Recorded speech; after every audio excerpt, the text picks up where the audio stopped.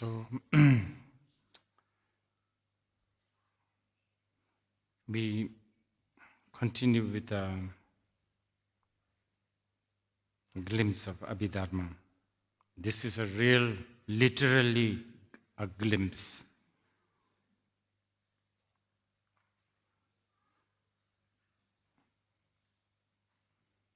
My only aspiration is that it will create some appetite for some of the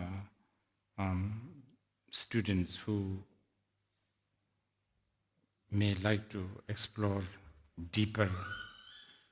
Or also, my aspiration is to at least be aware and know that there is such studies, not just, not just, Buddhism, India, that there is that study. Because otherwise, Buddhism always first of all, it's already in the basket of religion. Then it's already shrunk into something to do with the peace and non-violent, vegetarian,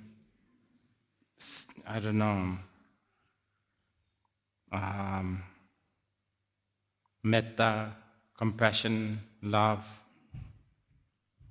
And then if you are slightly lucky, you will hear Buddhism, something to do with the mindfulness.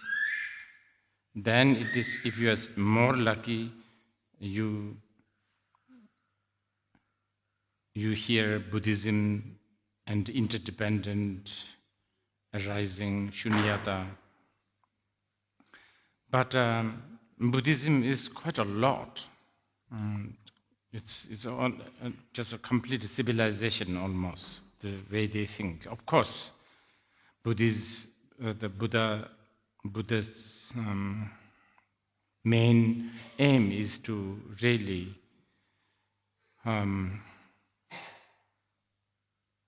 decipher, discover, actualize the truth, which is known as moksha, liberation. I think the scientists call it Eureka moment, right? Eureka? Yes! So, if you can think of, like liberation, like a big time Eureka, that's what it is. And then total release. And hopefully that this gives you a glimpse of, wow, there is such approach. Because, usually we talk about skandhas, dhatus, ayatanas, aggregates, self, 5 aggregates, and then it's a big sweeping generalizations. Even the word suffering is a big sweeping generalization. As we discussed yesterday,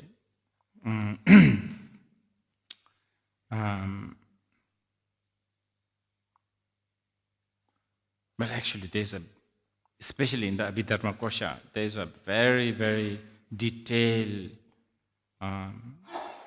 teachings on what constitute and how do we verify dukkha, which I now realize cannot be really simply translated as suffering. I think the Theravadan people do quite a good job in sort of understanding it as non-satisfactoriness, which is quite a good, actually, really good. It's quite a good approach. Anyway, we had a,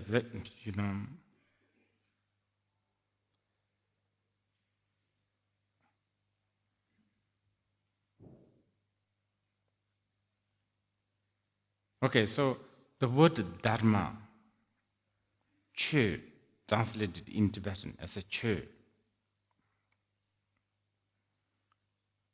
I actually don't know. It's such a genius that a Tibetan came up with this word che. It's really a genius.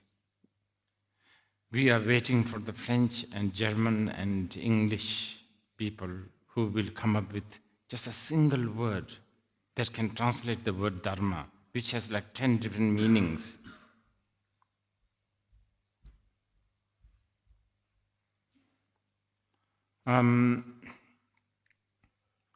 Dharma, we use this a lot, right?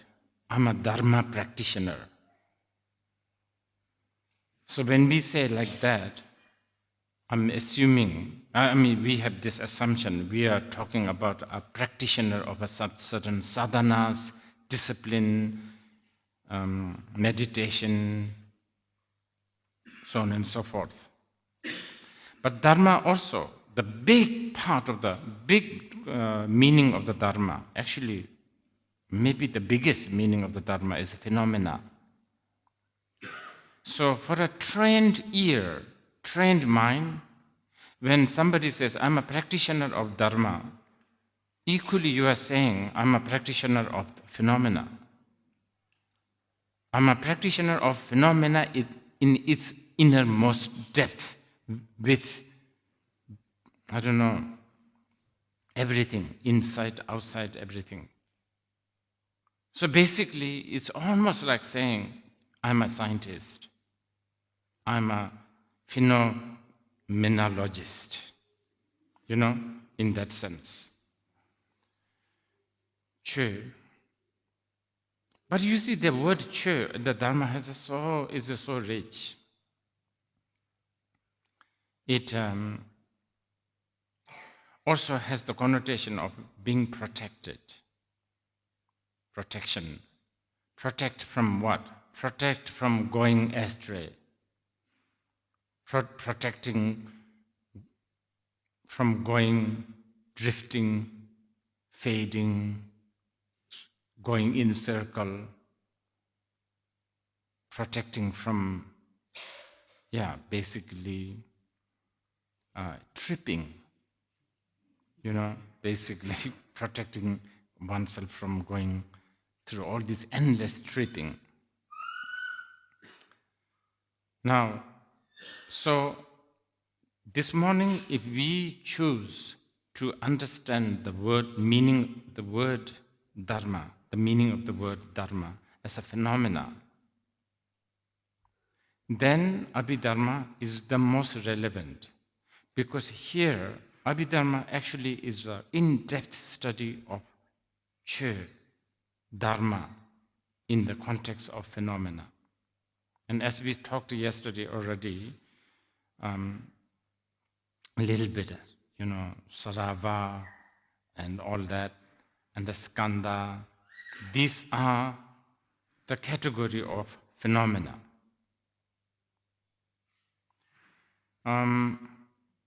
You have to keep in mind,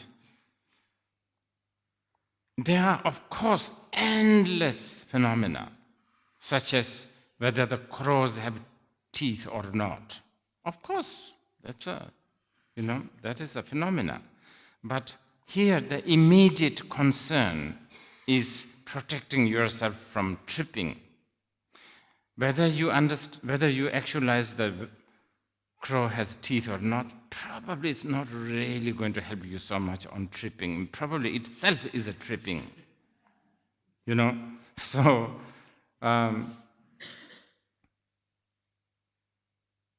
So this is why I guess it's sort of, I have a sympathy for people sort of putting the Buddha Dharma or the study of Abhidharma in the basket of religious studies. It really should be in the subject of medical students and also politicians, I feel, at least a little bit of the Abhidharma, because I think it will really crack something in their way of looking at the life. Okay. So anyway, I'm sure some of you are those who have been already those who have listened to Abhidharma teachings elsewhere. You are already noticing that I am skillfully, but not too successfully,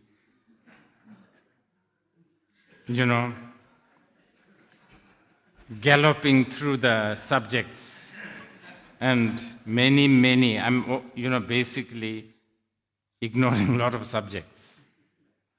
I mean, even the skandhas, we could talk about the 5 skandhas. I mean, each one of them. Perhaps some of these we will visit again, like karmic formation, karma, or the consciousness.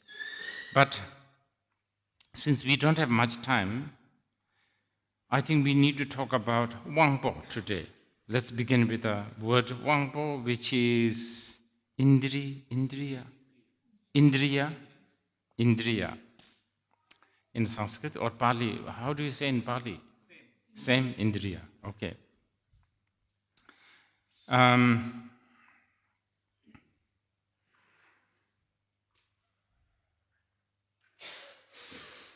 Indriya, sense. Well, it's sort of translated as sense, faculties, right? Sense, faculties, yeah.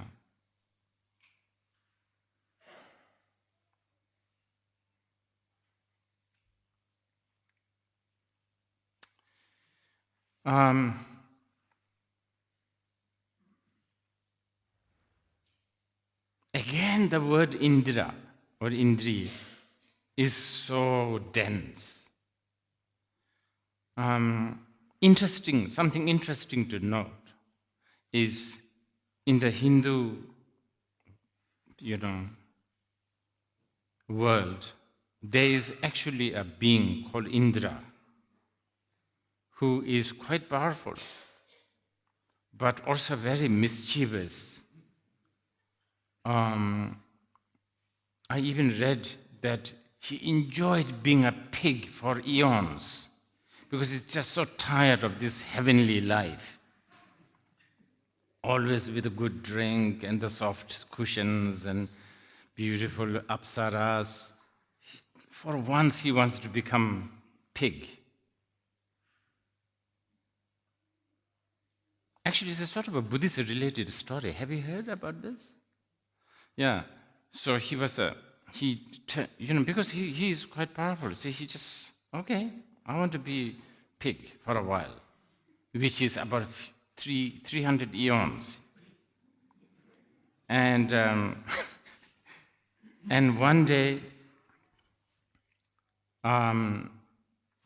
meanwhile, in the heaven, Tushita, right? Tushita.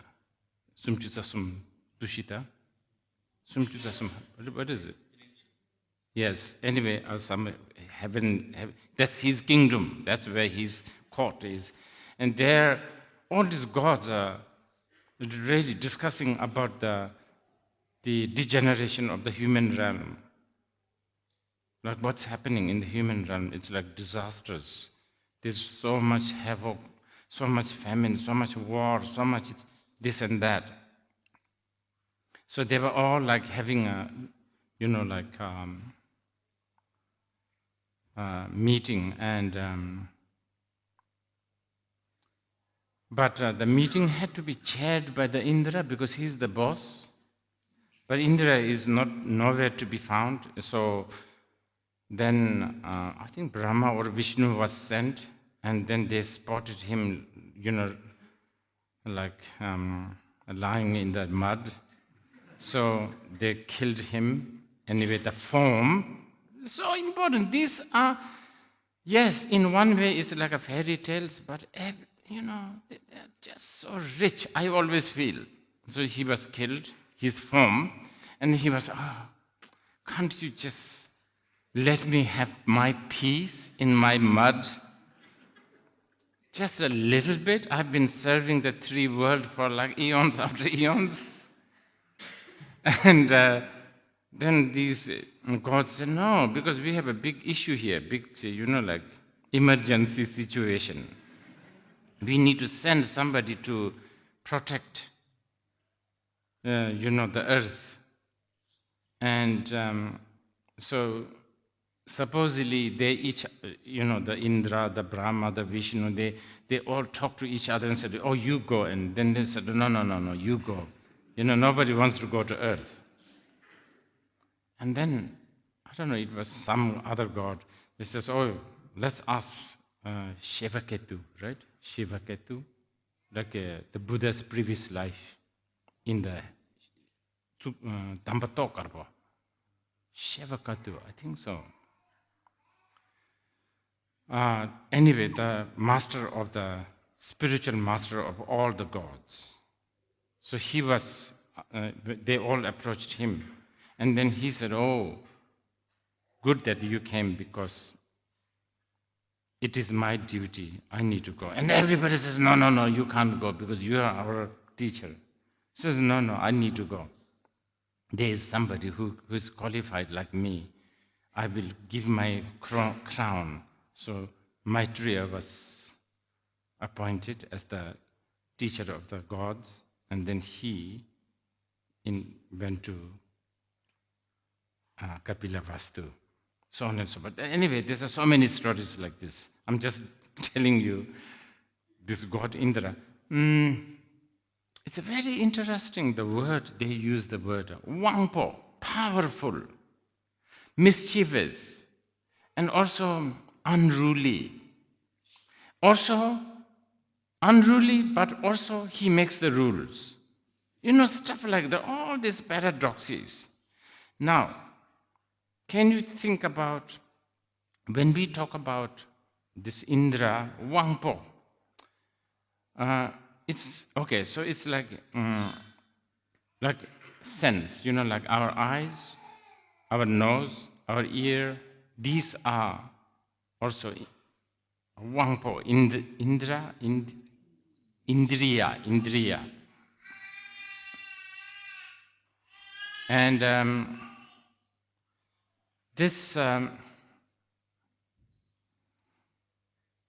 is quite interesting because this is what our Indriya does. It really takes over. It rules you. We have quite a lot of them. Well, generally, we talk about 5 senses, right? 5 senses, but not according to the Abhidharma. According to the Abhidharma, there's a 22. See, this is another thing that the Indians used to think. We, in the ordinary, we talk about, okay, sense faculties, eye sense of eye, ear, nose, tongue, body, mind. But the Abhidharma talks about much more, 22 of them. We are not going to go through all of that. It's just too much. And Abhidharma has a very, very detailed explanations why there is a 22 and why should not be 21, why should not be 23. It has to be 22. The in-depth studies on that.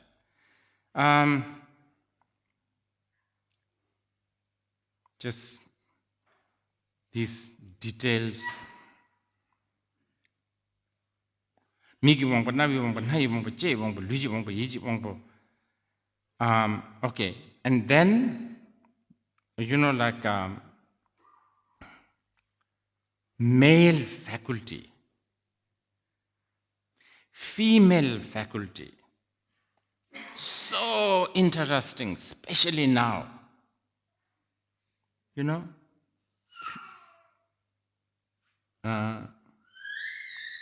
Fluid gender,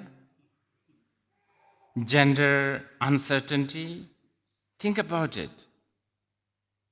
But these people have already prepared all these things.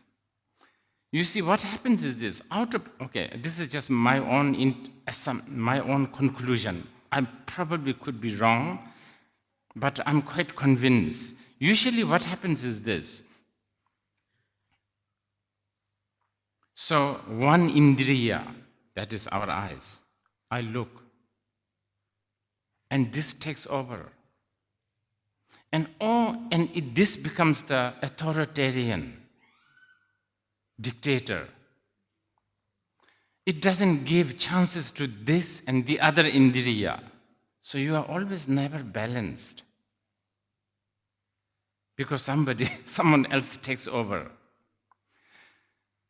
And then it is because of this imbalance of the 22 faculties. Some of them so much so imbalanced that some of them may be already not really dead, but what do they call it? Castrated? Like neutered? Yeah. It's sort of there, but it's not, like not functioning. And this really, I think, creates problems like bulimia. This creates problems like bipolar. And this creates problems like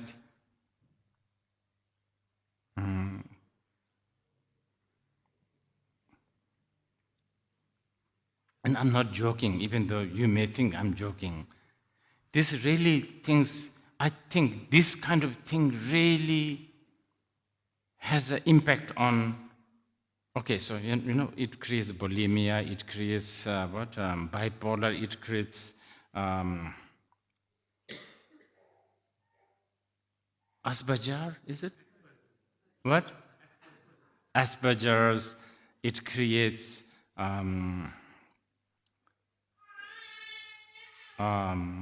conservatism, liberal. I'm really, you think about it, you should think. And like, because your value has become lopsided. It has become very narrow and lopsided. Anyway, so male faculty, female faculty.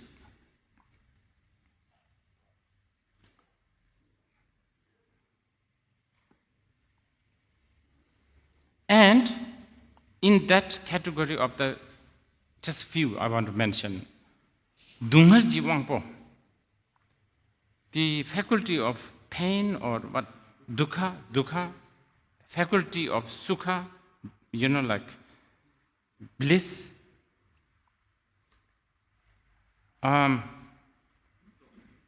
There's many, but I will just choose one or two.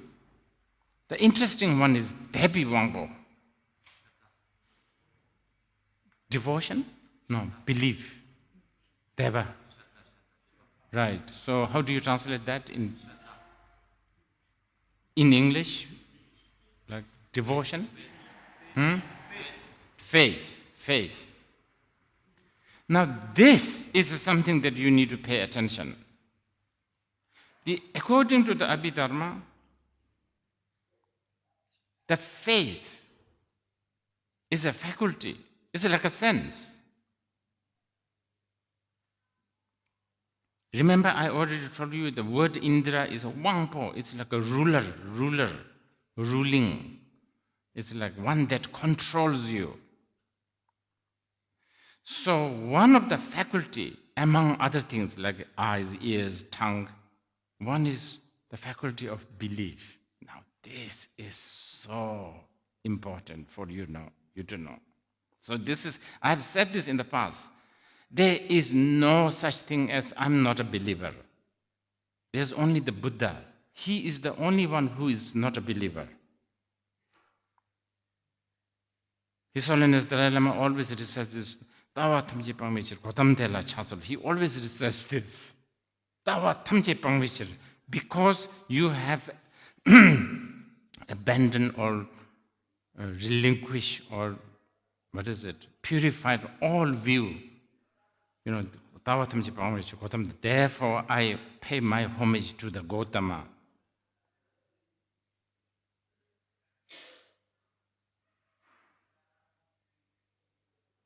There is no such thing as I'm not a believer.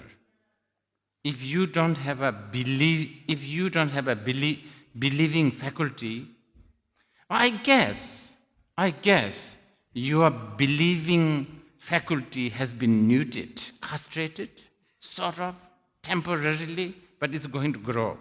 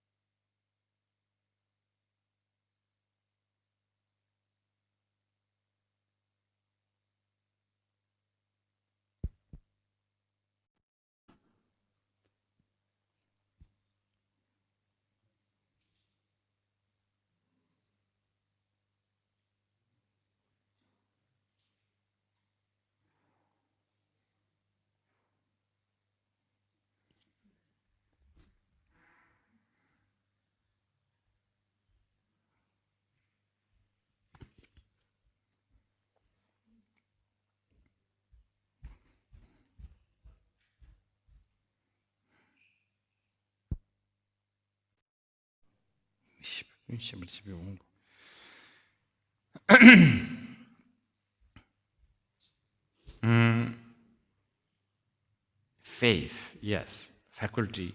I'm just choosing this and the next one, which is Tsunduchi Wangpo, diligence.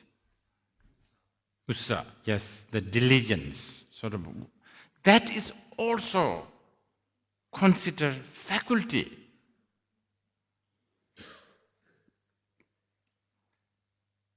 And we do have that.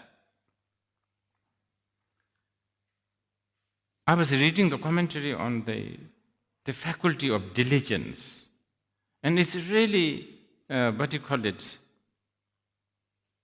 really is it's really important, because I think sometimes when this faculty gets damaged or imbalanced, things like,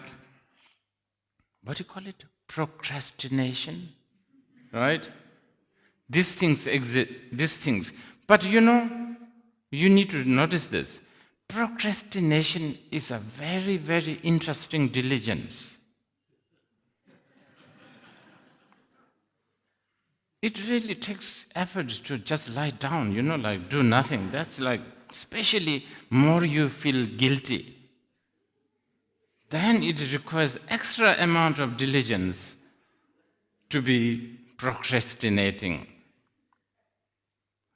I'm just throwing you these things just to let Abhidharma really have thought through these things before. Important studies.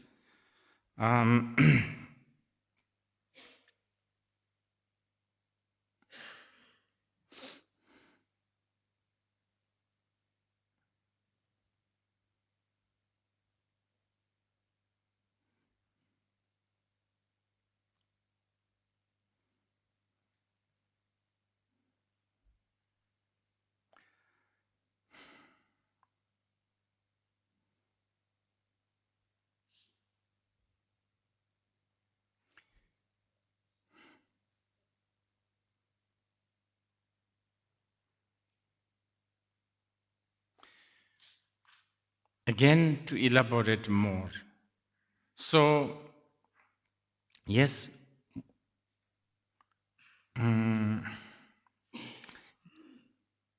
so the categorizations can really get so complicated.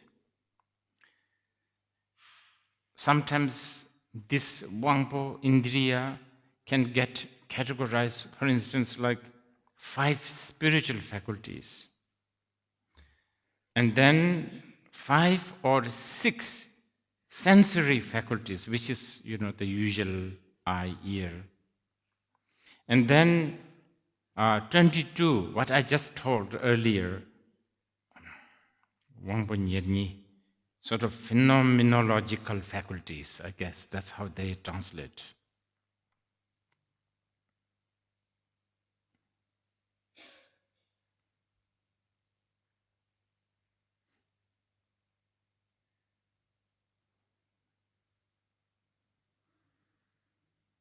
Okay, just want to pay some time for spiritual faculties. Probably it's kind of relevant and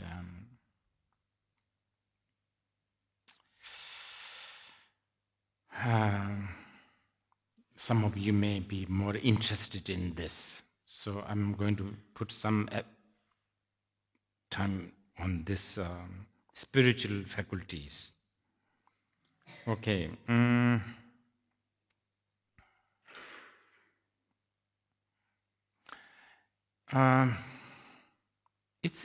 It's in all the sutras, Sharvakayana and the Mahayana. There's a term called Michevi Chola Zoba Thoba in Tibetan. I don't know how to translate this properly, but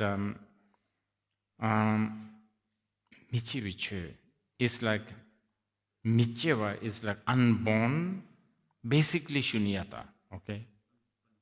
Yeah, Shunyata, right? Emptiness, Michevi Cho. So this Chola Zoba Thoba,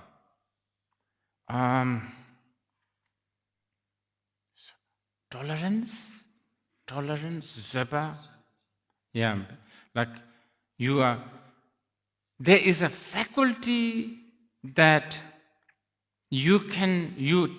tolerance or Zoba. How do you translate Zoba? Is Atisha here? Yeah, in English? Acceptance? Tolerance? Accept? Yeah. The problem with the word tolerance is that it has a connotation of like not liking it, right? You don't like it, but I will tolerate this. But we are not, I think maybe respect is better, no? Respect? No. Micheviche, Zopa. Anyway, usually we translate this as a Zopa in Tibetan, but the Zopa also can be lot of different meaning. But one thing that probably we use the most is patience, isn't it? Patience. So, patience, Michi Vichora Zapathoba means this is important, so please bear it. I know it's a little difficult for someone who's very new to this idea, but patience to Shunyata, okay, very loosely translating.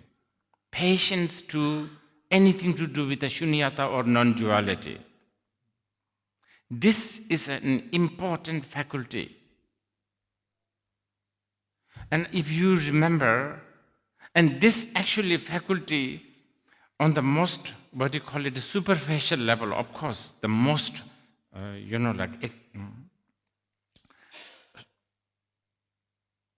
profound level is, of course, it's your own merit, your own wisdom, so on and so forth.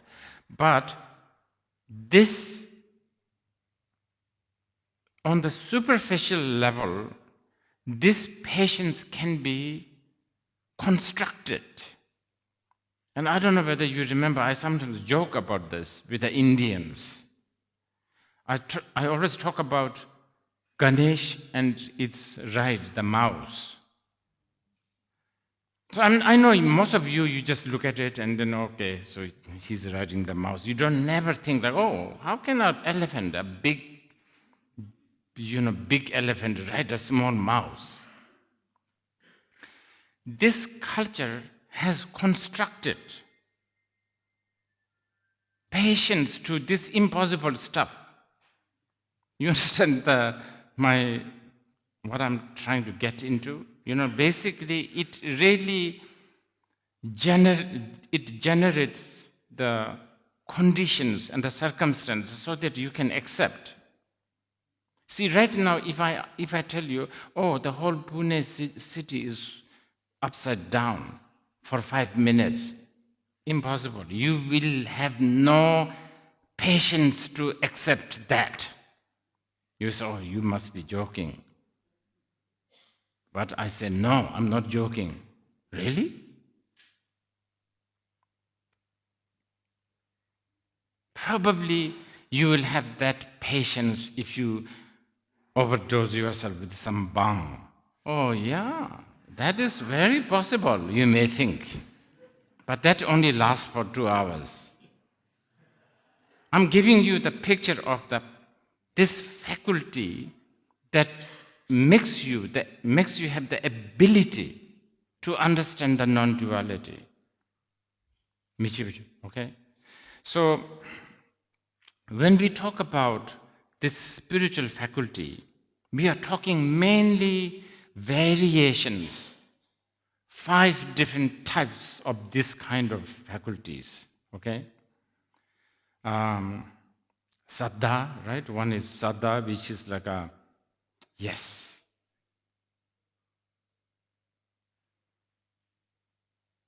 Four plus 4 is 9. Yeah, possible.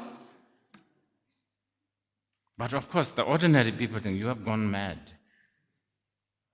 You need a doctor. But someone who has understood that the ridiculousness of the 4 plus 4 is 8 will say, yeah, why not? That kind of a conviction. Okay? You know, this time we are studying, we always talk about, bhakti, right? Bhakti, devotion, faith, devotion. But Abhidharma has an in-depth study about what is this faculty called faith or devotion or conviction. And we have that. Even the most hard-headed scientist who believes himself as an atheist, only believes in science, they are 1000% have this kind of a blind conviction. They do. Well, blind or not is a very subjective, but. And then virya, right? The energy, not only you have these convictions for 2 hours because of a certain situation, but there's a persistence, conviction. And then Temba, Sati, Smriti, right? Sati in Pali, yeah. Mindfulness.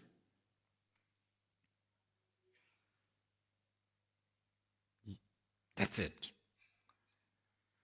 Smriti, right? Smriti. Oh. Most of the time when we talk about the mindfulness, we are talking on a very, very, very kindergarten level of,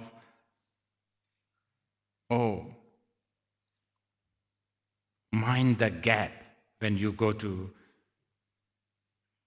a British subway station. It was a mind the gap. That kind of mindfulness. Be mindful of this and that. But the smriti or the what? Sati. When we talk about the, what is it? Abhidharma's, definition of this specific faculty. Oh, by the way, important that you need to know, that you actually have this faculty. It's just, remember, sort of neutered, or, remember, other rulers have ruled you more. You are giving too much precedence on them. You are giving too much importance to some.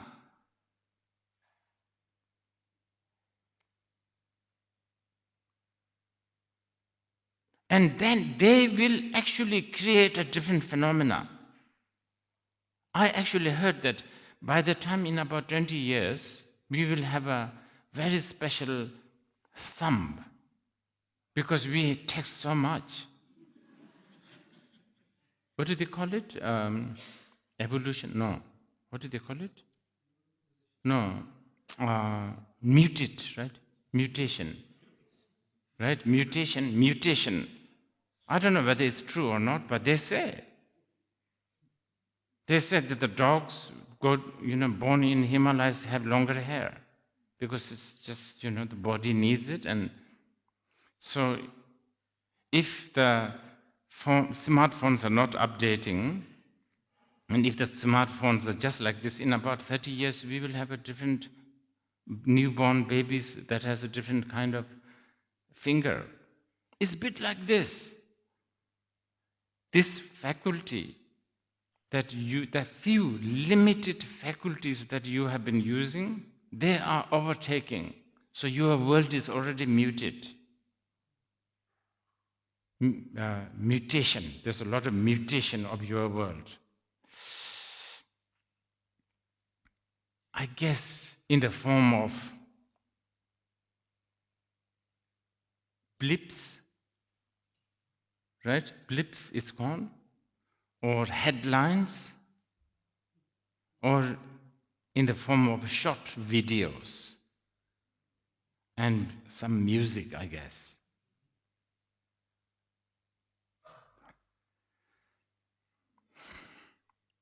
Just throw in a few more confusing stuff. In the Mahayana, each faculty also have other faculty. In other words, right now your eye faculty can only see. That's all the eyes does. Sort of, like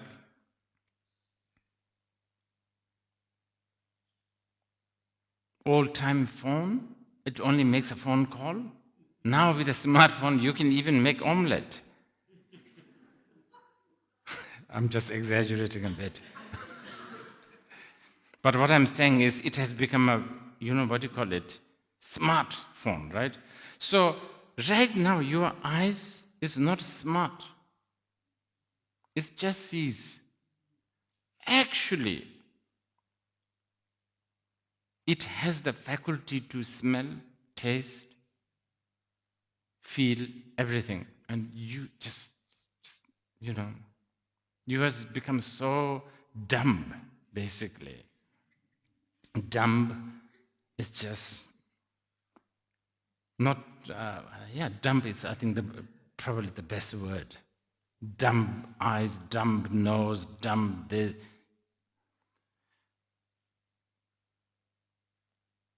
Okay, so, I was talking about mindfulness, such as, in the Vipassana. So, just what you need to know is you have this faculty. And the technique such as Shamatha Vipassana is to really invest with what you have, that faculty of sati or smriti.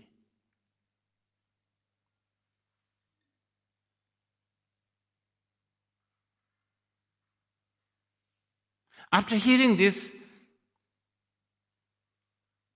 you should think like that. Sometimes we say, I can't concentrate. Technically, it's a wrong statement. When you say, I can't concentrate, what you are basically saying is, I was concentrating on Facebook.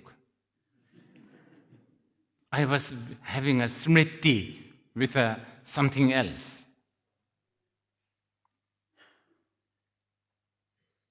I'm really confusing everyone. I can just feel it,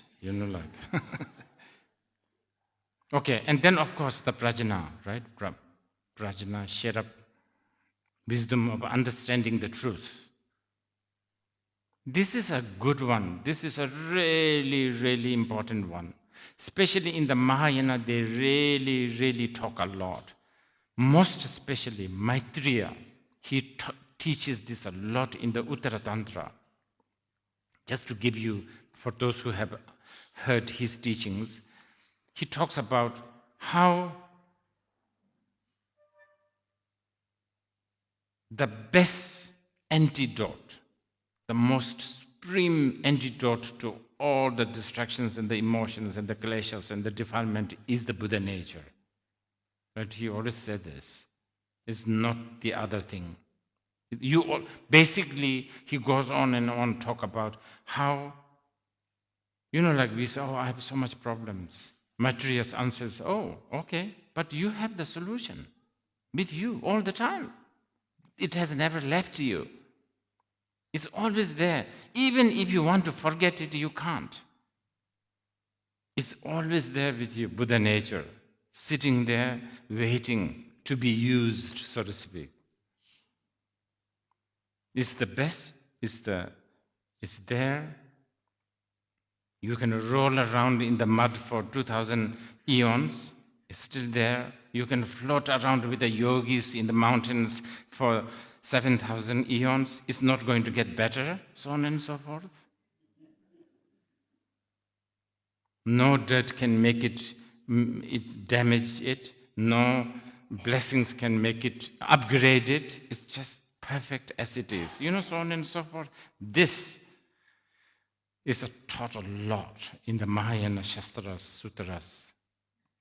But anyway, very, very mediocre, rough. I hope it has become a sort of a very small appetizer for you to really seek the knowledge of Abhidharma, especially wanting to know the faculties. Okay. Now jumping, okay?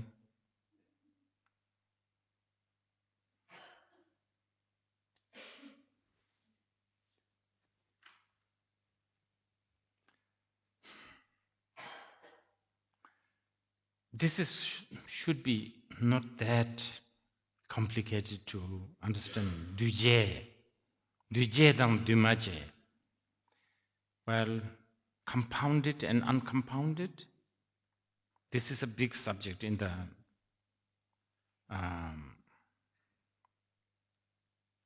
Abhidharma study. Vabheshika school people, Chadramrava, and also to the certain extent,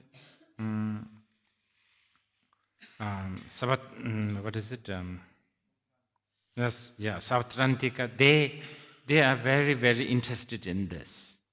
They study this a lot. Duje, compounded, made, fabricated the phenomena, which, like chapati is a duje, compounded, flour, water, hand, kitchen, I don't know. But most important ingredient of the chapati, do you know what it is? Not flour, not water. No, they're secondary, third degree actually. The most important ingredient of the chapati is the knower of the chapati. One that thinks, oh, this is chapati. You understand? Because obviously, right, if you show a chapati to an ant or I don't know what they think, something else. So the knower, so this is, the standard Buddhist argument. But anyway, compounded phenomena. Now this is a very, very, again, in the Abhidharma, there's a long discussions about what is compounded phenomena. Okay, but briefly, what I have just said. Now, non-compounded phenomena, this is where many Buddhists have an argument. So, somebody like a Vaibhashika people may say something like a sky, space, namkha, akash, namkha, space, or unfabricated, tango, nirodha, nirodha, which is, nirvana, whatever, state, nirodha, the end. These are uncompounded phenomena, okay? This is what some of the Buddhist schools say, but many other Buddhist schools, like Chittamata, or especially Madhyamika, they really don't agree with these things. So there is a long discussions about, but also a lot of confusions. For instance, Maitreya has managed to confuse a lot of people by using the words like uncompounded Buddha nature. Okay? It has really caused so much debate. The debate goes on still today. But most of these debates are also beneficial in the sense that it really is to sharpen your prajna, I guess. You can say this.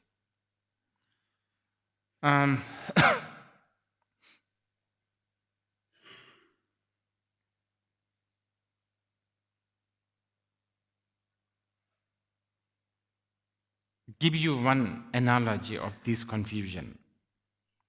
So, is shunyata compounded or non-compounded? Exactly. So, some will answer, of course it's not compounded. But then the others will argue saying, no, it has to be, it is not even a phenomena. It cannot be uncompounded. Because uncompounded is only in relation to compounded phenomena.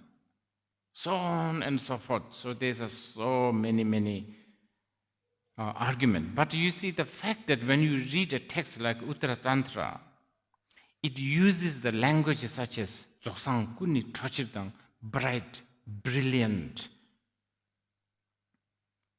magnificent, light, stainless.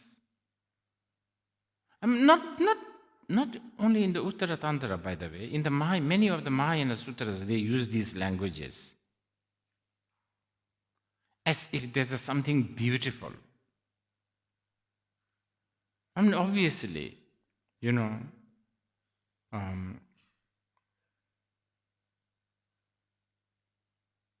and the language is so powerful, right? The moment, between the word like nothingness and luminosity, the word luminosity and nothingness, it resonates different energy. Even though the Mahayana people are always arguing that they are the same thing. But then, of course, there's this question such as, then why you use the words like nothingness or luminous? The answer is, all the teachings of the Buddha is only to rescue beings from the samsara. And beings have all different kinds of entanglement. And for those who are entangled through defilements that are more eternalist, then words like shunyata is used. Beings who are more inclined with nihilism, there's nothing, it's blank, then words like luminous. Kaya is another word. which again comes as a subject of the Abhidharma in the later part. Okay? So that's a...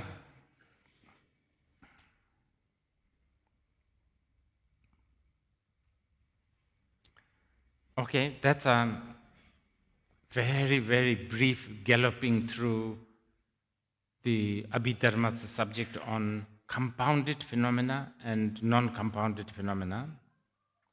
Okay, there's one subject that I kind of want to skip because I really don't want to... Okay, so this is Pembo, Sheba, and Denmin Duje. Pembo, inanimate. Suk, Pembo, no, like this. Rup. How do you translate that in English? Inanimate? Material? Basically, the thing that does not have consciousness. Okay? Like a stone, let's say, just broadly speaking, I know there are a lot of people who believes that the stone has consciousness and the flower has consciousness and all of that.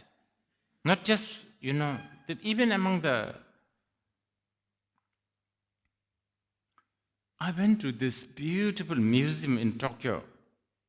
You have to go there. If you ever go to Japan, make sure that you go to this museum. It's a museum of ghosts. Japanese have this incredible tradition. I think they call it yonka. Is there anyone? Yonkan or something. They actually have a tradition of ghost stories, ghost this, ghost that. It's an absolutely beautiful museum. And it has all these ghosts in display. Chopstick ghost, fan ghost, broom ghost. And this is not entirely something just not found in Buddhism, by the way. When the Buddhists talk about 6 realms, there are actually not only in the ghost realm, even when they describe about a hell realm, there are 2 specific hell realms that is supposedly things like this. It's like a pillar. So, but anyway, let's go back to this one, this subject that I'm going to skip, but I will just tell you. Okay,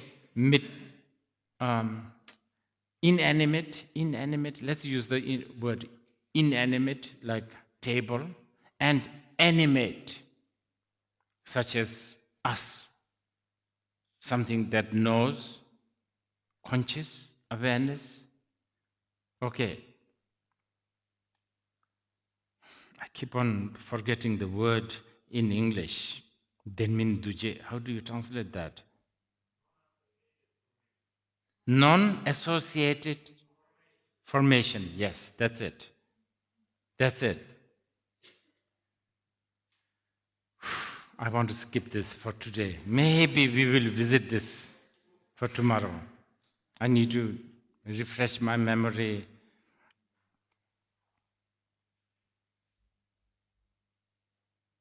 Okay, I know you want, now that I've told you this, you will want to know what is this mysterious thing. It's a really interesting one, actually. Number rigje main bi zuk. It's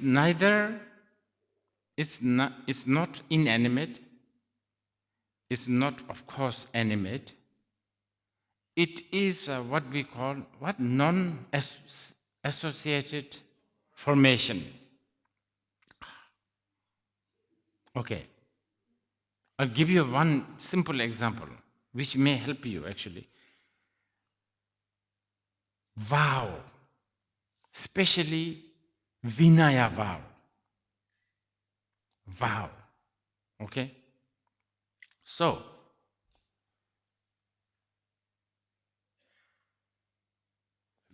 okay, vow. Bhikshuni and the bhikshus, they can never take a vow until enlightenment as a vow, as a monk and nun. Have you noticed that? You cannot. You can take a bodhisattva vow till in all sentient beings enlightenment, I will do this and that. Bodhisattva vow, you can take even, it lasts. As if you don't break it, it lasts. Or if you don't give up, it lasts all the way. But not the bhikshu and bhikshuni vow. Bhikshu and bhikshuni vow, pratimoksha vow, let's call it. Pratimoksha vow gets, it stops. One, when you die. Second, when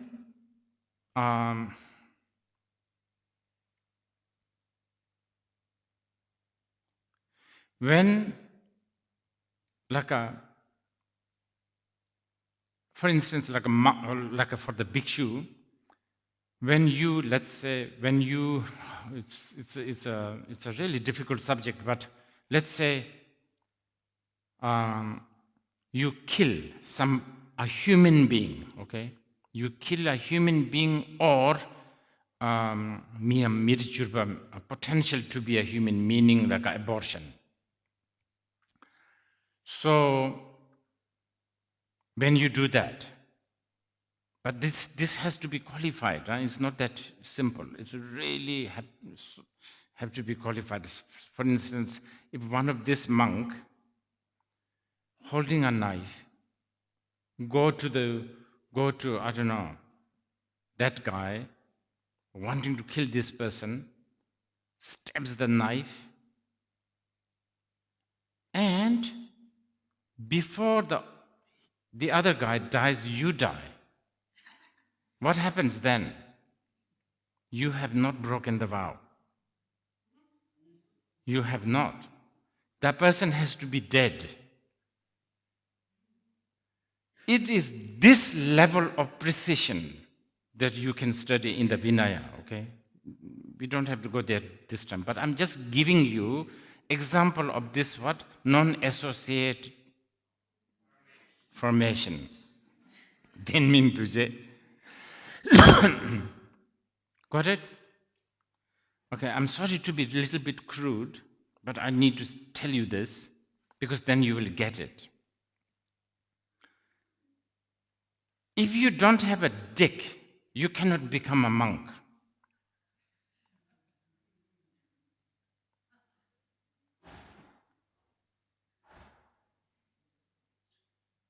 Does that tell you an image? Does that give you some ideas of what I'm talking about? Non-associated formation. It is a very, very interesting phenomena. It's neither not inanimate, it's not animate, but it is a form. And by the way, you think this Buddhist made this up? That it doesn't exist in the normal secular world? No. It is, this is a very, very lot of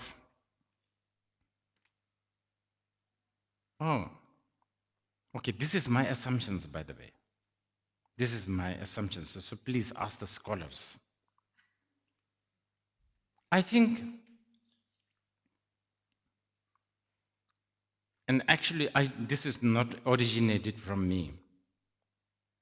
My credit goes to the Kempo whom I studied, Abhidharma. Once we were in Chandini Chowk in Delhi during the winter. In the winter, there's an Indian marriage season, right? Everywhere there is a marriage ceremony. So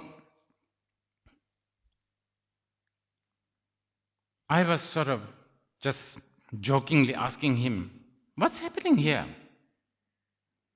His answer to me was, oh, don't you know? There's a lot of Denmin Dujij Zug happening, meaning there's a lot of non-associated formation happening.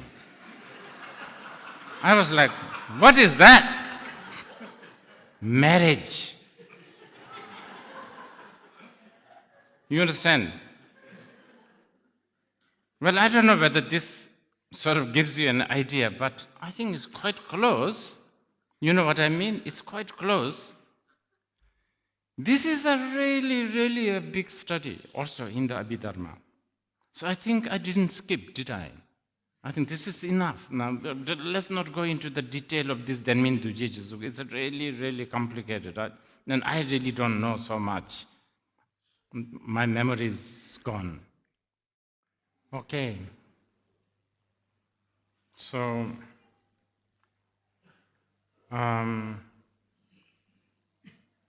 in-depth speculation on these three things that we were talking earlier. I guess if you are interested, there's a lot and lots of commentaries. But since we don't have much time, I'll have to at least go through some other,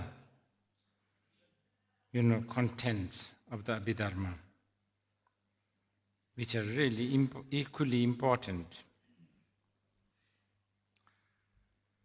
The next one, really important one, is Junde Chen Sumji Namjai, cause, condition, and the result or impact. This is a big one. Yes, at glance, very roughly, even as we say, just the word, just the title itself should tell you cause, condition, and effect. It's easy to understand, right? Very in simple way. But how you define a cause and the categorizations of different causes and the conditions and what makes a result and the paradoxy between cause and effect, cause and condition and effect. It's like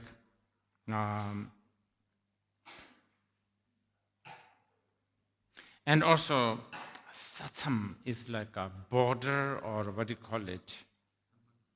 Yeah, that's sort of the parameter between when do you finish being cause? At what point, right? At what point you become the result? Or not just you, just anything. And this is a big subject. And that actually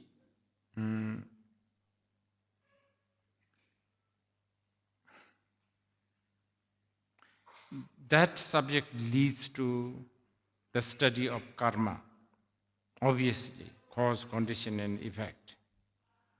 And then, I'm sure you can guess this, normally in the normal secular world, when you talk about cause, condition, and effect, they're always talking about something materialistic. Tomato, cause of the tomato, condition for the tomato, and then the result, the tomato, right? Something like that. But Abhidharma actually is the least interested in this. And Abhidharma actually suffered recently with this, Abhidharma, that's the text that talks about how the world is flat. I'm sure some of you have heard. Because one of the chapter about Abhidharma is the cosmology, so to speak, right? The word, this mountain, the Mount Meru, all that thing. So many, many modern scholars, I guess, they laugh at this, so to speak. Thinking that this whole study is about the study, it's very, like archaic, outdated. But they have missed one word, especially on that Jikten Tempa, especially Abhidharma Kosha I'm talking about, right? Jikten Tempa, the chapter where Vasubandhu teaches about Loka, the world, the earth, planets, all of that. Yes, it does talk about something like the sun and the size of the sun, the size of the moon, and all of this. Of course, modern cosmology people are not going to buy it. But they actually sort of laughed at the texts such as Abhidharma Kosha too soon. In fact, they have, I think, missed one very, very important sentence, which I must quote in Tibetan, Jikten naso lele che. This actually begins with that, right? This one, people actually totally skip. I guess it's just a small sentence, so they thought they somehow bypass it. So I want to just this morning, I want to decipher this sentence, Jikten. The word loka, Jikten, lok. How do you translate lok? How do you translate in English, lok?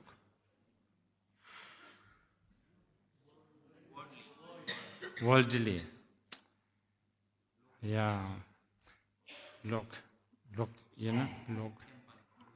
I know. See, that part is not in the thing. You see, the word Jikten, which is translated from Sanskrit, lok, loka, lok, has some two elements that are contradictory. Jik means decay, crumbling, constant crumbling. Ten is actually the opposite, means steady, solid, unshakable, almost like. So Jikten, crumbling and steady, the container basically. Loka, the world, okay, the world, let's use the word world, I don't know.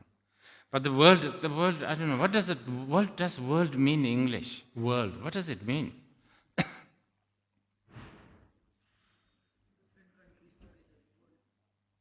Right, but English word, can you, it's a British, what does it mean? No meaning? It's just, what? Round planet? Yeah, exactly. Actually, that's better. That's better, actually. Your world. You see, that is closer to the lok.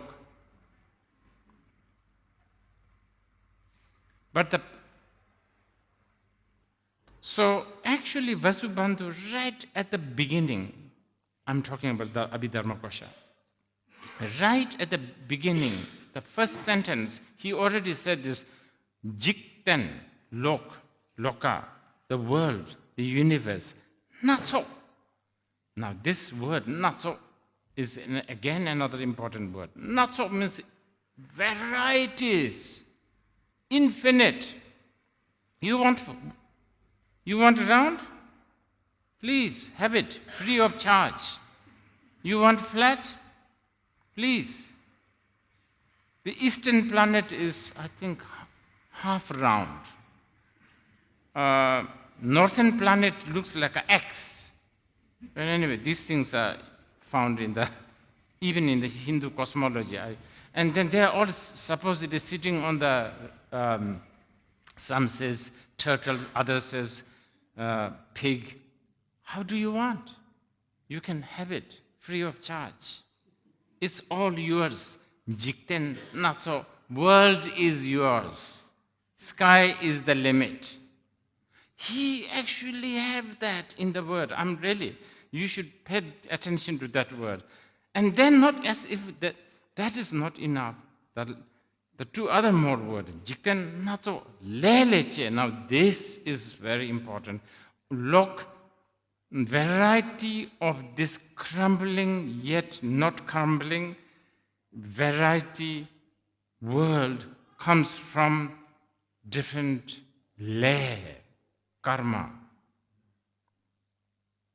So yes, in the 7th century, everybody must be using the world as flat.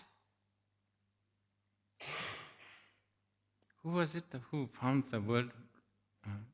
No, not Christopher Columbus, right? No. Who was it? Darwin? No. Who? Really? Okay. Well, anyway, until somebody found that it is square, it is round. That's what I'm talking about here. Because what is round? What is flat? What is, we need to really go deeper into the Abhidharma way of thinking.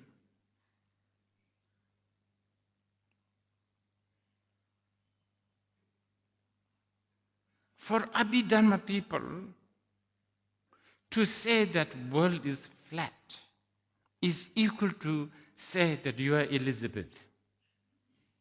It means nothing much. It's just a convenience.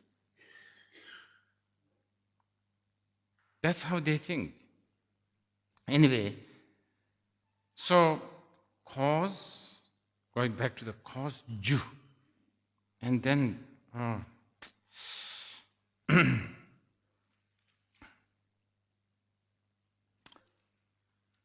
so many different categories of cause,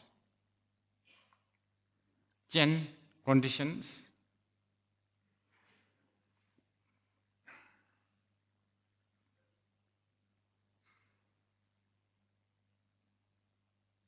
and Devu, the result. Two things I want you to pay attention. Generally in Buddhism, when you talk about cause, condition, and effect,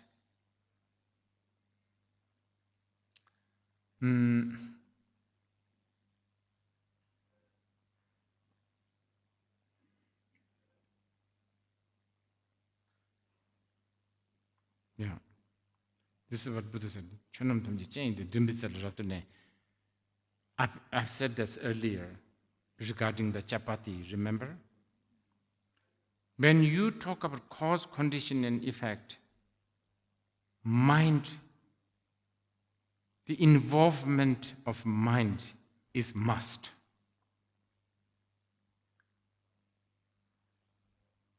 You cannot talk about cause and condition without talking about mind. And this is probably what will differ the Buddhist study of cause and condition with, materialist, scientist, whatever. And I have so many arguments with lots of people about this. And then at one point I realized, it's like cats will always read cats' newspaper, rats will always read rats' newspaper, and that it's like that. It's just never going to have a mutual agreement. So what to do? As somebody who is, marinated in the Buddhist thinking,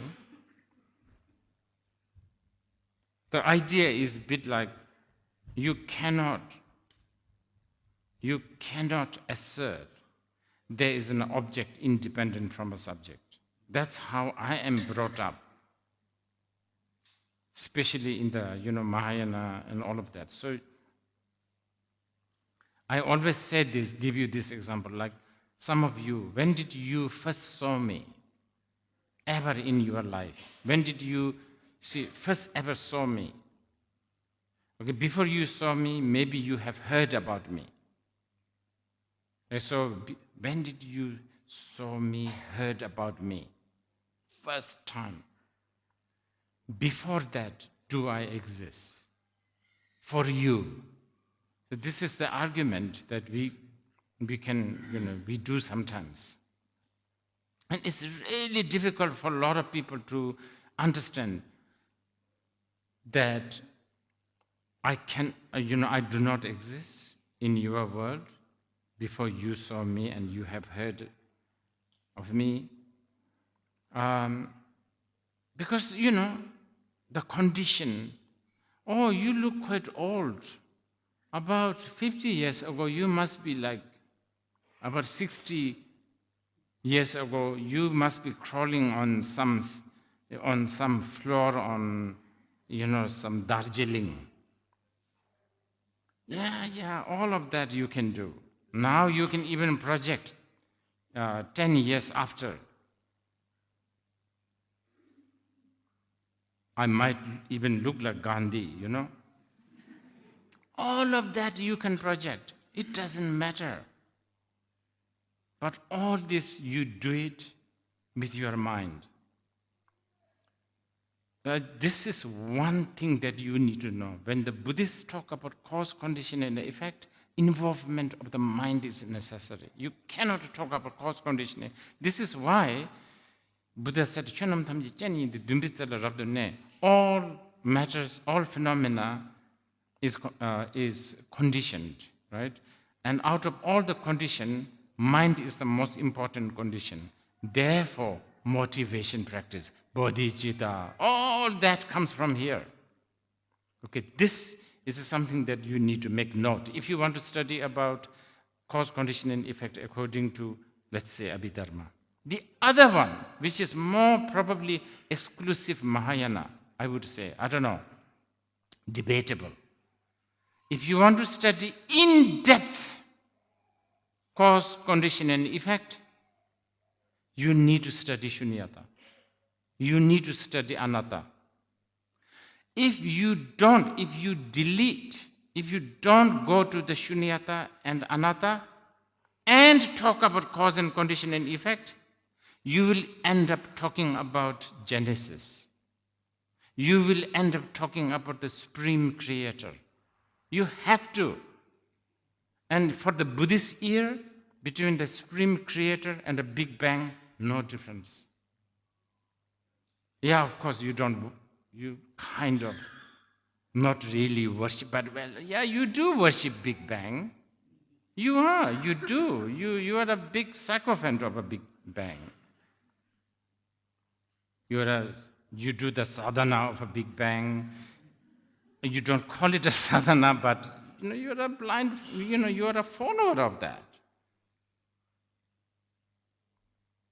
So, okay, and not only that, you will have to assert Armageddon, Apocalypse, the end.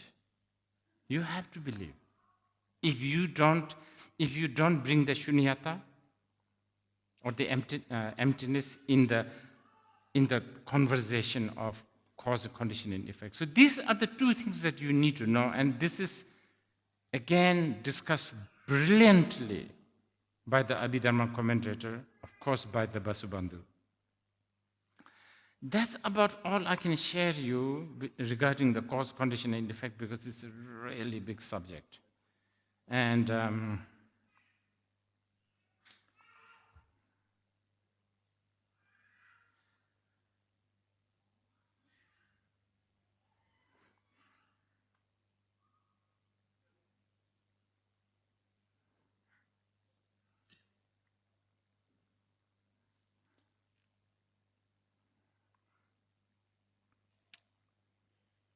What is the Sentient in Hindi? I want to know actually in Hindi this time. Saju?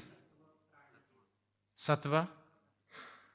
Please translate that in really precisely in English. Yes, Saju. How do you translate that in English? Sentient being? Yeah? Okay. Okay. This is how the you know, Geshe-la, you know this, right? Sentient.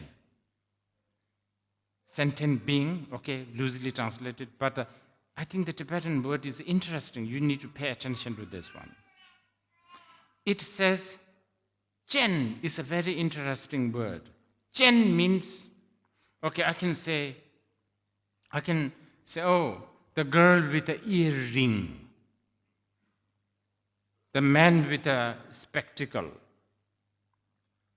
The word Chen is this word with. So, there's a very strange connotation here. One that has cognition. Wow, this is opening a Pandora box here now. Saju does that? See, I tell you, the ancient Tibetan translators, they were great. I'm telling you, wow. I have to really offer my hats off to them. It's just so brilliant. They really, really paid attention. How is it in Chinese, sentient? What does it mean? Does it have this connotation? One that has, one that is with. One that is with. One that is with this cognition. Now, this opens a big Pandora box because it almost is saying there is a Ishvara, is it? This is where the Buddhists will, stomp over this Ishvara. You guys are going too quick, So, this soul business. Probably people may have misunderstood. Soul, one that has cognizance. See, this one doesn't have cognizance. Well, I don't know, maybe it has, but this one doesn't have cognizance. I do have cognizance. Sentient.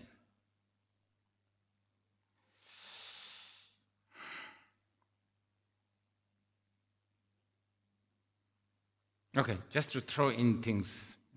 Sorry, it's really not orderly, but what to do?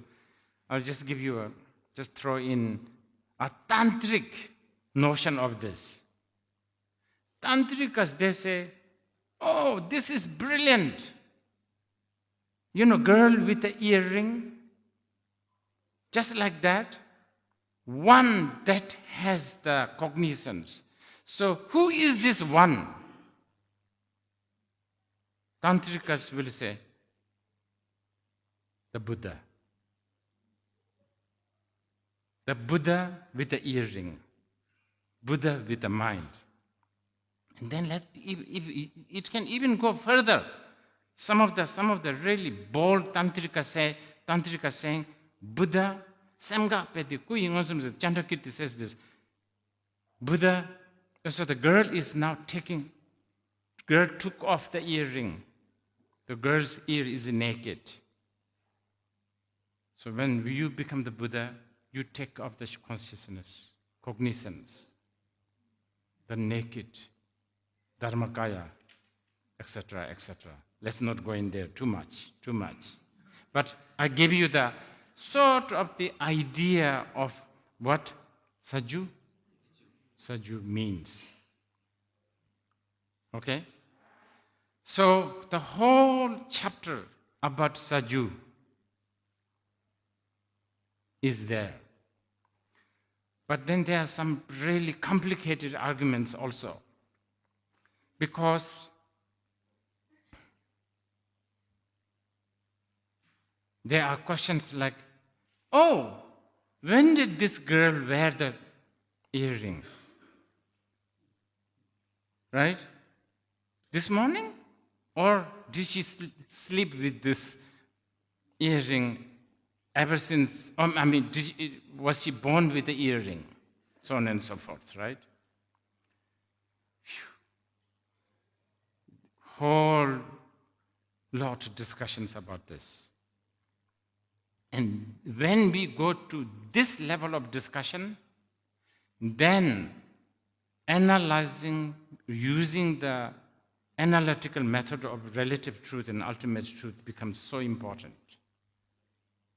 Because the moment you talk about when did she initially wore the earring? Okay. This is the culprit question that really caused the emergence of a lot of religion. When did the world begin? In the beginning, it was this and that, and the God came, and then this happened, sun, moon. Remember? But for the Buddhist ear, especially people like Vasubandhu or Asanga, the moment you ask this question, when did it first begin? Then they will sit and say, hey, now you are talking about the ultimate truth. And remember, especially Tantrika, I never said that you drank poison. I only said that you dreamt you have drank poison. If you really grill me, I need to have the manufacturing date of this consciousness. I demand. When did it ever existed? There's many, many different answers. One answer is right this very moment. This is all you have. And this is why, from the Abhidharma to the Tantra, the Buddhists are obsessed with the now. You have been to Buddhist classes. All they talk about is things, oh, don't go in the past, don't go into the future. Now is all you have. Yeah. Of course, I can say this in a nice, Byron Bay coffee shop, and it works. It will sell. But when I sell this, actually, it's not with a background of this philosophy, okay? Basically, I am selling you a brass, and I know you think it's gold, and I just keep quiet. Because, we don't have much time, and all you want is something shiny, golden kind thing, and then, yeah, why not? And it's cheap, and nothing much will go wrong. So you think, oh, thank you, Rinpoche, it's such a precious gold. I say, okay, yeah, right. And that's all we need to do. But if you really, really want to decipher this through Abhidharma studies and stuff like that,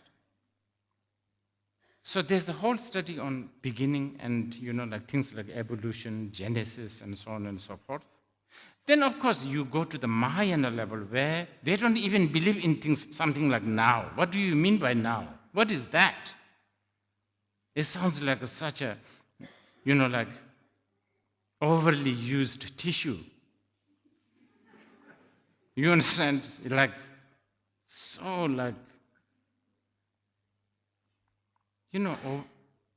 Used tissue is useless.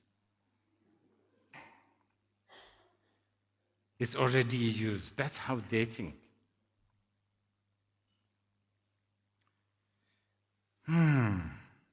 Okay, I'll let you ask some questions maybe.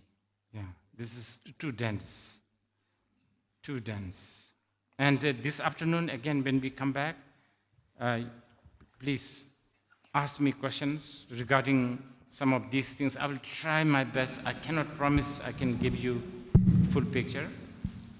And then, This afternoon, because some people have requested for some transmission, I will give some transmissions of some of the texts.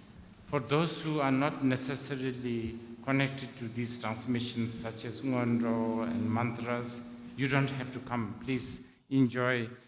There are so many nice bookshops, coffee shops, you know.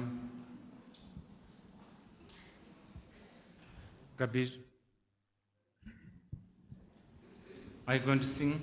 I was going to make a complaint, but maybe later, when Aspi is in a good mood. Okay, Rinpoche, this is regarding chapati. So why is space not an essential ingredient of chapati? Without space, nothing happens, right? Yeah, sure. But it's still a secondary. Secondary? It's a secondary. How is that? Because space is a creation of mind. That's what they will say, really. But so is everything else that goes into Yeah, chapati. exactly. That's why you can talk about a flower, space, fire, all of that hand, but mind is like the condition. While I have the mic, Rinpoche, love and compassion are not in the list of factors in at least the book I have, this amazing book by Goodman. Yeah, they are implied in non-violence, and that's interesting. Why? Sure. How would you read that? Is it that Vasubandhu takes them for granted? He's Mahayanist it should at be heart? in the Lamji Demba, the path of the cessation of the, the suffering, dukkha. It is implied, and it's like, it's there. It's in the, like the Four Noble Truths, the second truth. But I'm wondering why they don't have a separate category for it, since they're such important factors. Also, they don't have samprajna. They only have asamprajna in one of the... I mean, it's kind of confusing. I will think about this. That's a big challenge. No, I'm serious. This is a good question. Can I think about it and tell you like next year? There's so much things to catch up. And you will.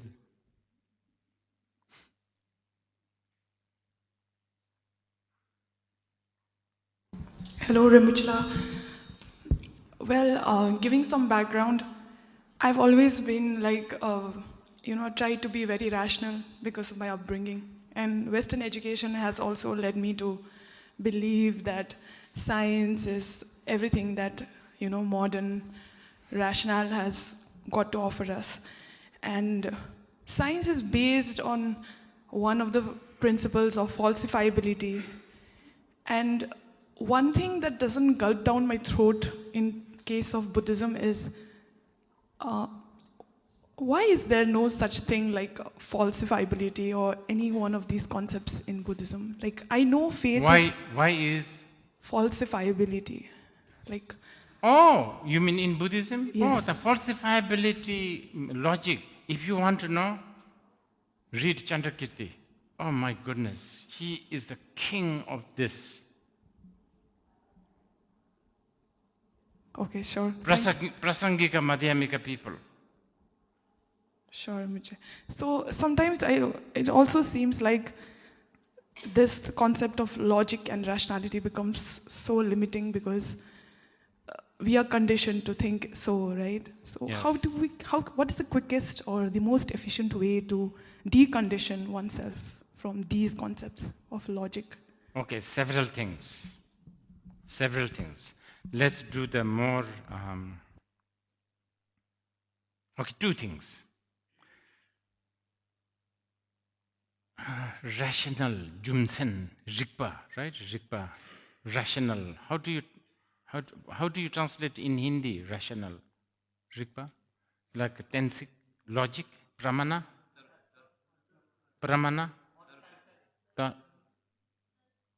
Tark. Right. But Pramana is like milu, it's similar, right? Connected. Okay, so there is an extensive study of, things like Pramana. Okay, I will use your language, rational. in sometimes in Buddhist studies we use the word Rigpa, but in this case we are not talking about Rigpa as in awareness. We are talking about Tensik, what do you call it? Tark, reasoning, logic, okay? Now, rational. This time we will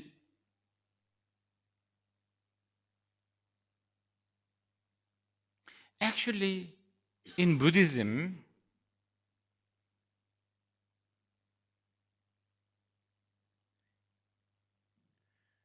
they talk about 4 different kinds of rational,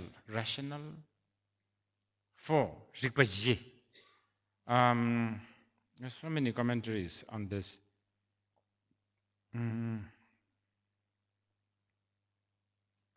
Tuebi Rigpa, Chawachebi Rigpa.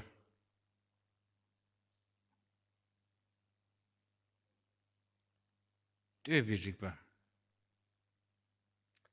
Rigpa. It's a rational to think that if you plant tomato will grow, not barley.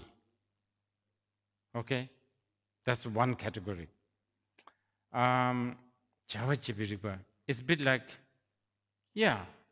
if you grind coffee bean and put in an espresso machine and press this button, then coffee will come. Yeah? So it's something to charge. It's like action, sort of manufacture.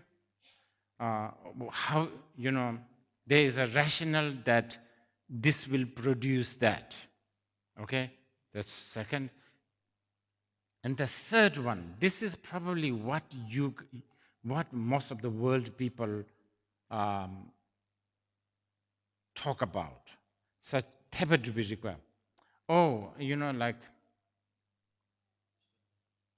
Shada, it's like I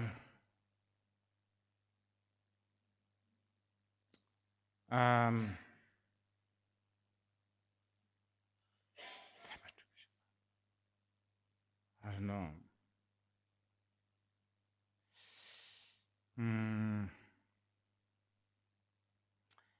This has a lot of loophole, by the way, this one, which is like, democracy is the best system, obviously.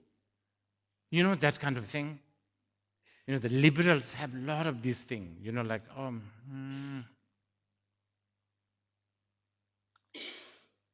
there's a certain rational, it's like a man-made, manufactured rational. It's a rational, God, no, that's irrational. That, we don't believe in that, that's irrational. But, 2 + 2 is 4. That kind of, I think I'm not giving you the full picture, but something like this. Now, the Buddhists have the 4th rational, Chuniji Rigpa. This is quite an interesting Chuniji Rigpa, which is water is wet. Lakshan, you're right. Water is wet. Fire is hot. That is, it is that. It is that. You cannot argue with that. You don't have to have an argument. You don't have to assess. You don't have to assess. You do not have to establish this. Water is wet. So on and so forth, yeah? Okay. This 4th one is where the Buddhists would say, everything is shunyata. That is the Chuniji Rigpa. That's the only rationale that exists in the whole wide universe. All the other so-called rationale is a sort of a pretense, brass. Remember brass understood as the gold? Is that kind of rationale. If it satisfies you, you can have it. But it is not really rational. It's a temporary, expedient, user-friendly, kind of, it's like a, what do you call it? Yeah, maybe hands-on, user-friendly, useful, and yeah, bourgeois. It's a bourgeois rational. What is the real rational? If they call it chunijirikwa, is that there's only one. Even water, even thinking water is wet is not the fourth one, according to Buddhism. We never know whether the fish thinks it's a wet. So we need to really exclude this. The only thing that is the ultimate rational is everything is shunyata. That is it. You cannot argue. You have to accept this. And what is the usefulness of this? It's very useful. Because everything is a shunyata, you can look at this, and think it's a rose. It's a beautiful rose. And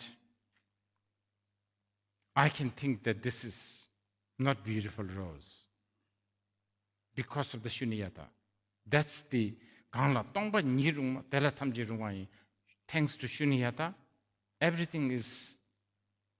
I have a vague doubt that Indian mindset of what jugat may have something to do with this a little bit. Yeah, what is it? Chalega, right? It will work somehow. It will work. Something like this. Maya, illusion, shunyata.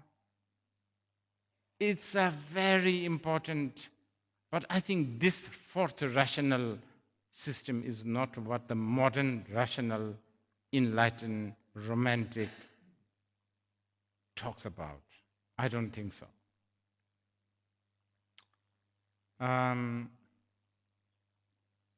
Okay, any more question?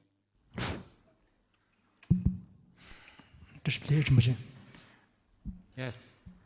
Ni condition di so the lele jitin na so ke le shwe ji do na the lele jitin na so ke le the ani ko kandis le kemaling ni zo la kandis dishia ko is this sikkume to ni ma dishia na kandis dishia ko na sin dish condition the kashi komas the word lele jitin na so ke le lele jitin na so ches no the le kemaling ni zo la kandis dishia the same type of young service this condition lady thongmar sembe thongmar la den karma la idhar karma that's le la oh le ke malen ke that's the real oh ke malen so da shida zo ya mere ha ke malen ganje ina ya koran so ke malen na jidan len koran so zo de go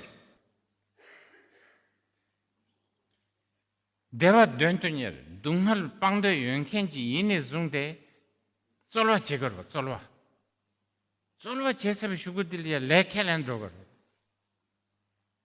저 대마도가 대화 연이 남네 사용그레스는 국대기수 매르다 둥할 진용인도 가나 같이 있나야 전대 정거로 대지 여섭이 슈구들 간지 레직다 그런 수디 배주지다 땅도게 할때 이네 녜처럼 라바디 고송 양 레케 말랭긴 디설다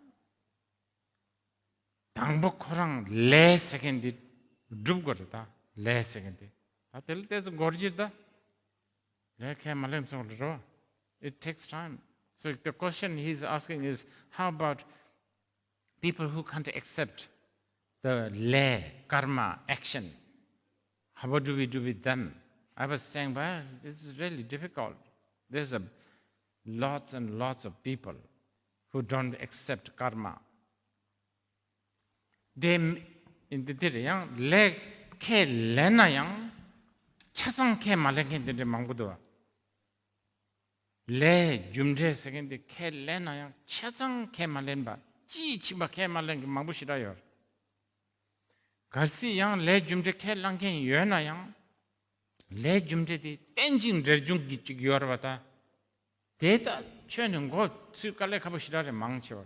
I was saying, first of all, it's difficult for a lot of people to understand what is le, the karma. Actually, many campuses have confirmed this, many geshes campuses. It's much more easy to teach shunyata. It's really difficult to teach le, the karma. There's many reasons for this, by the way.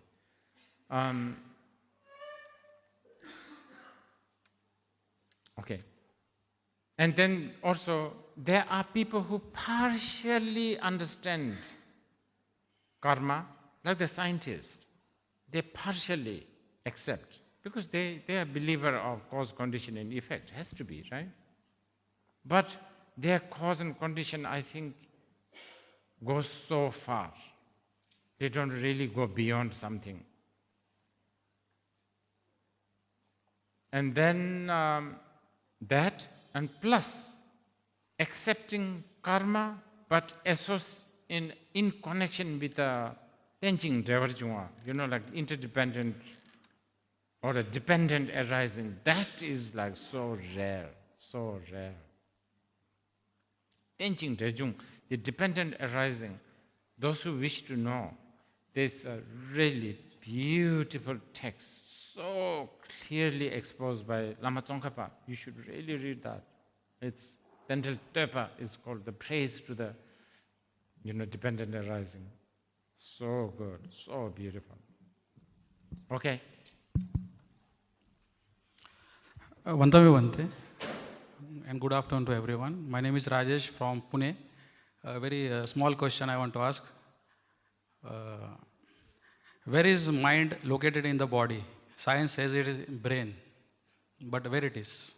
In the human body? Yes, human body. In the body? Yes. Means according to Lord Buddha, what he says about this? Oh, wow.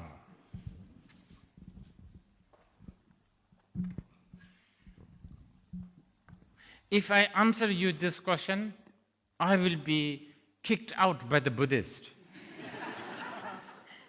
Really? If I say, it's here, that's it. Tomorrow I have to go from the Buddhist. It's true.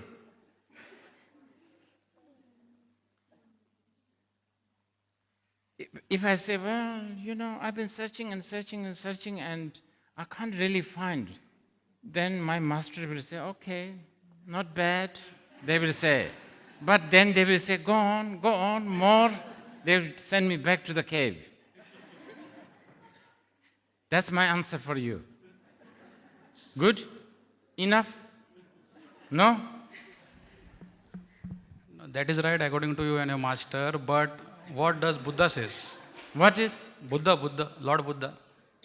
Gautam Buddha. I already told you yesterday. He said three verses answer which has a two contradiction. And because of that, I just told you, if I find, my mind is here, then... Science says it in brain. I don't know whether the science even have mind. Do they? I don't know, really. Chitta, right? I don't think they talk about chitta. I don't think so. Okay, Louis? Yeah? If the now is an overused tissue, Pardon? if the now is an overused tissue, when it is, If the now, is an overused tissue. Didn't Tissue. you say? Tissue. Oh, I see, overused tissue. Then? And the fourth rationality is shunyata. Mm-hmm. Then I'm not really sure what to ask, but what do you do with an overused tissue? But you sort of answered it by I'm just, look, I'm just throwing things just to make people a little bit partially confused. And hopefully, also in the midst of confusion, I'm also hoping that you'll be interested. Oh, now, wait. I want to know about this. Now is the overused tissue. Yeah, Because then it creates a room for you to hear words like Mahamudra or Mahasandhi. They are the one who talks like this. It's them, not me. so it's an overused tissue that Yes, the Buddha blew Mahamudra, his nose Mahasandhi, in. and also Madhyamika, they also say this in different degrees. Okay. And then your question is what to do? Well, I mean, now it's now. So Yeah, this I is know. an So overused if your tissue. question, again, as a answer to that gentleman, if your question is on the in the like a Mahamudra or Mahasandhi, what do you do? And if I say do this, again I'll be kicked out. I read a Zen koan. Actually, Zen, they are very good, the Zen masters. In the Zen koan, I read something like this, which I've written it down somewhere. It says something like, if you have an answer to a question, Zen is dead. What a beautiful statement.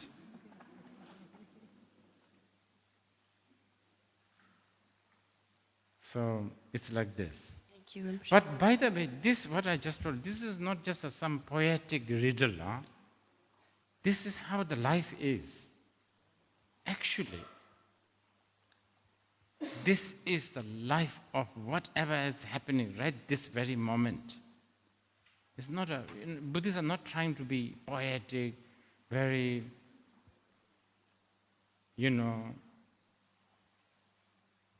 confuse you with all these high language. It's not even high language. If you really, really pay some attention, this is like as raw, crude, cowboy language as it gets. Don't go to the past, don't go to the future. Here and now. That is like straight from Wyoming or Kansas. Like raw. It's like, if you want more like a New Yorker, Chicago kind of expression, then breathe in, breathe out. Think all sentient beings, give them love, give them bodhicitta, like this. Then you are thinking in terms of Chicago.